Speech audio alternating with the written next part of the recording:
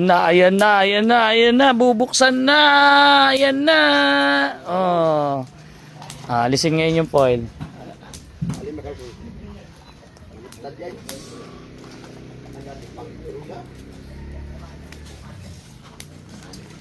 Dapat may pang ano, yung kutsilyo.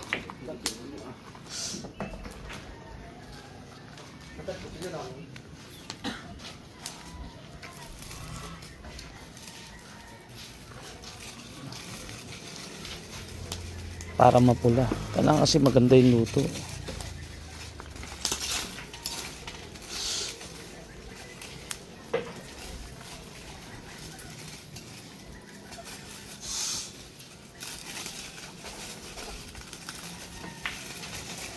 Ano kaya resulta niya?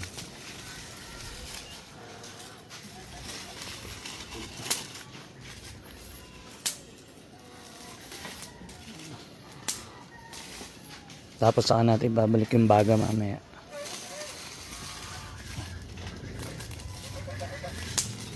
Kapal, no?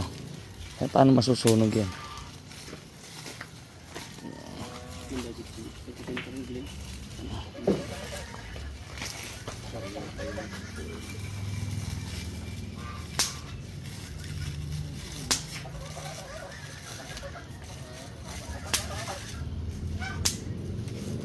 Yan na, yan na, yan na. Puting-puti yan, puting-puti. Puting-puti yan, puting-puti. Ngayon gagawin naman natin, papupulain natin balat, kaya natin aalisin yung foil. Ilayan mo lang yung foil yan sa itaas. Nito? Nasa ako nga, puting-puti eh.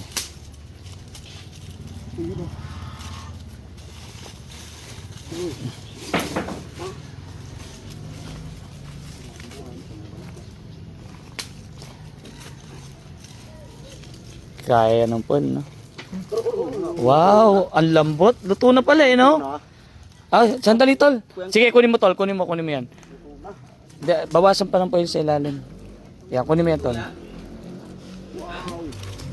Luto, Brad, luto. Tikman nga natin, tol. Ito. Ayun, sarap. Alasin muna yung foil. Papulayin pa natin. Pero ang sarap. Init, Brad. Legit. Legit yun, sarap. Init. Yung sa baba. Hindi, kailangan pa natin ano. Pwede na. Konti lang. Hindi, papulayin lang natin labas. Para mas masarap. Yan. Ganito. May naisip ako sa susunod. Dapat pala bago balutin ng foil, pahira ng olive oil. Buklat na lang, tol. Buklat mo na lang. Kaya margarine, no? Yan, okay na yan. Yan. Tapos takpan uli. Tatakpan uli natin. Para pumula yung balat.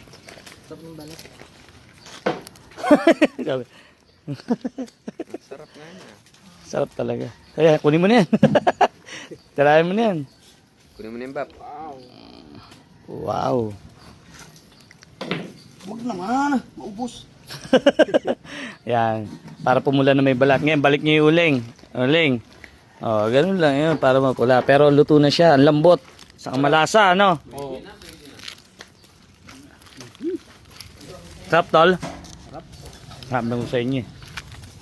Oh, ready na yung kanin. Oo. Ang sarap nga.